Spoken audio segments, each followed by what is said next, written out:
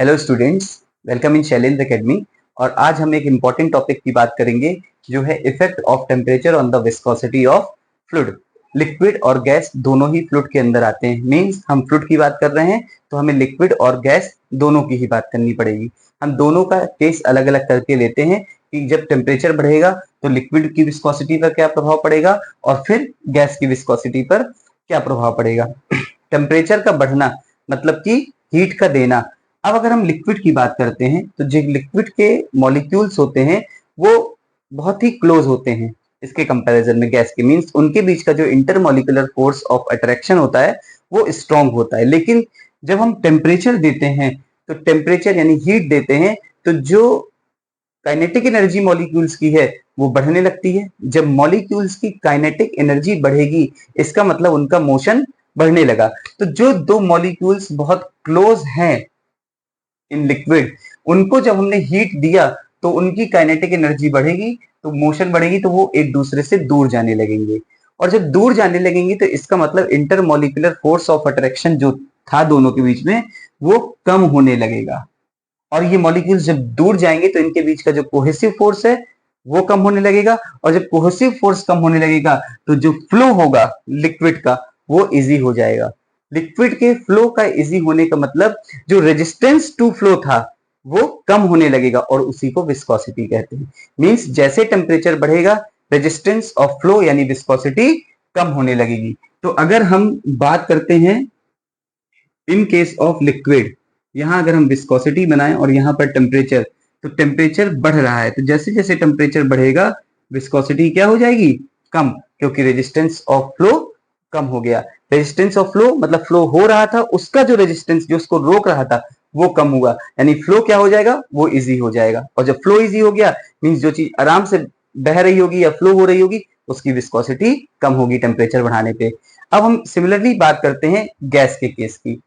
जैसे इन मॉलिक्यूल्स यानी लिक्विड के मॉलिक्यूल्स में इंटरमॉलिक्यूलर फोर्स अच्छा था, स्ट्रॉन्ग था। गैस के मॉलिक्यूल्स जो होते हैं वो दूर दूर होते हैं तो उनके बीच में इंटरमॉलिक्यूलर जो फोर्स है, फोर्स ऑफ अट्रैक्शन होता है वो कम होता है।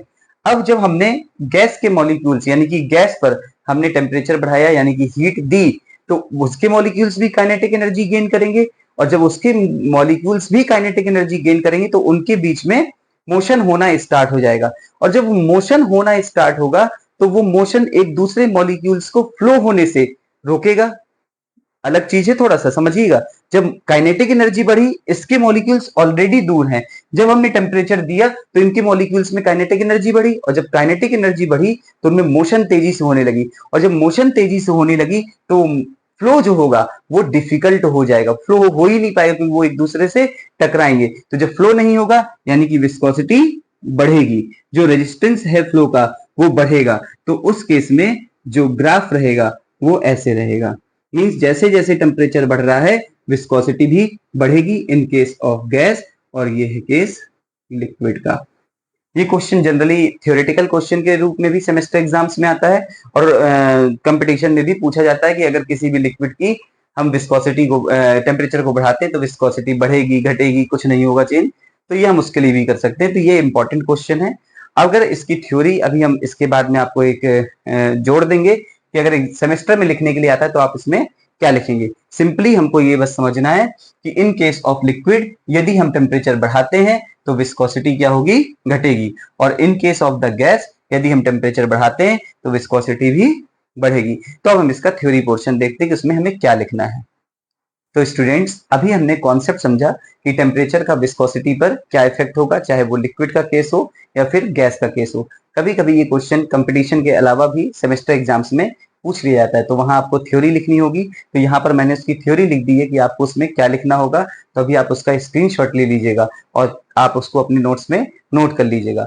फिर इसी तरह किसी वीडियो के साथ हम फिर मिलेंगे। आप लाइक और कमेंट करके अपना फीडबैक दीजिए और चैनल में पहली बार आए हैं तो सब्सक्राइब कीजिए। Thank you so much for watching. Thank you.